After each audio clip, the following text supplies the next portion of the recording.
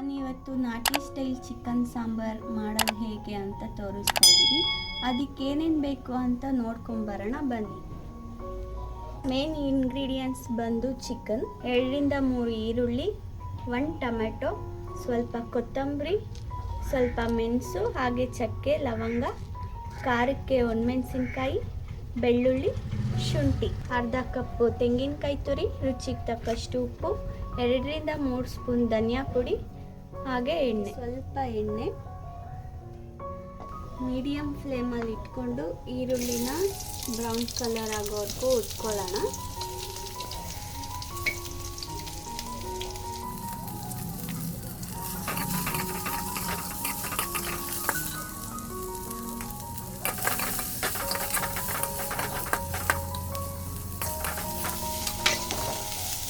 ತುಂಬ ಬ್ರೌನ್ ಆಗೋದೇನು ಬೇಡ, ಸ್ವಲ್ಪ ಬ್ರೌನ್ ಆದರೆ ಸಾಕು. ಹಾಗೆ ಒಣಮೆಣಸಿನ್ಕಾಯಿ ಹಾಕ್ಕೊತಾ ಇದ್ದೀನಿ.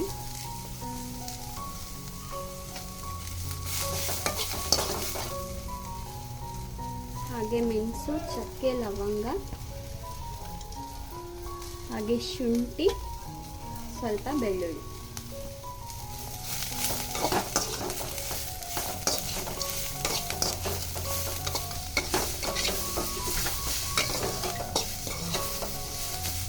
ನೋಡಿ, ಈರುಳ್ಳಿ ಇಷ್ಟು ಫ್ರೈ ಆದರೆ ಸಾಕು.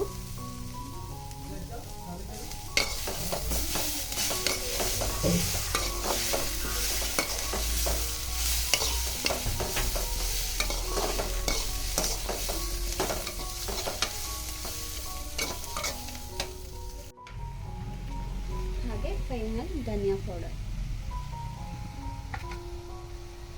ಸ್ವಲ್ಪ ಅರಿಶಿನ ಪುಡಿ.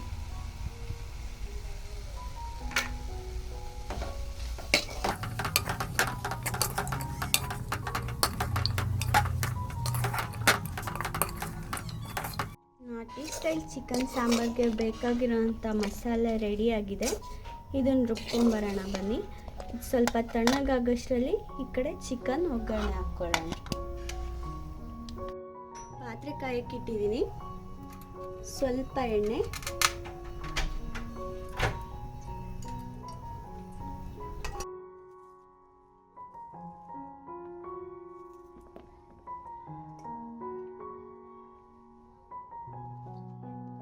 ಎಣ್ಣೆ ಕಾದ್ಮೇಲೆ ಒಗ್ಗರಣೆಗೆ ಈರುಳ್ಳಿ,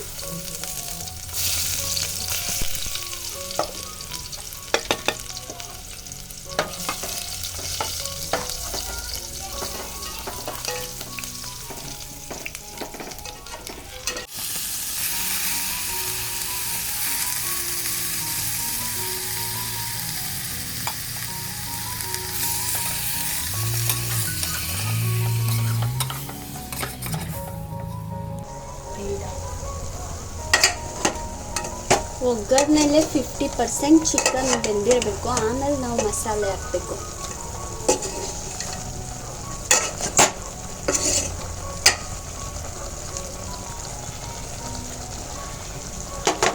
ಈ ಒಗ್ಗರಣೆಗೆ ಏನು ಪುದೀನ ಕೊತ್ತಂಬರಿ ಸೊಪ್ಪು ಹಾಕಿರ್ತೀವಿ, ಅದೇ ನಮಗೆ ನಾಟಿ ಸ್ಟೈಲ್ದು ಟೇಸ್ಟ್ ಕೊಡೋದು.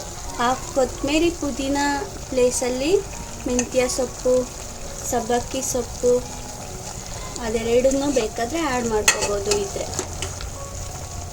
ಈಗ ನಾನು ಮಸಾಲೆ ಹಾಕ್ತಾಯಿದ್ದೀನಿ.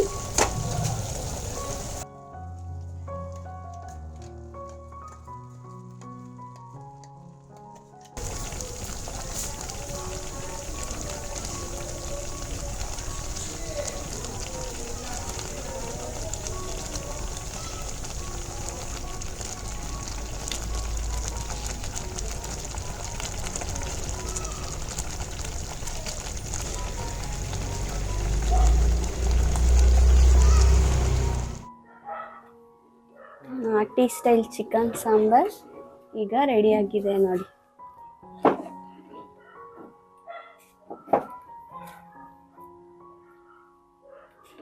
ಇದನ್ನ ಮುದ್ದೆ ಜೊತೆ ಸರ್ವ್ ಮಾಡ್ಕೊಂಡು ತಿಂತಾ ಇದ್ರೆ ಅದ್ರ ಮಜಾನೇ ಬೇರೆ.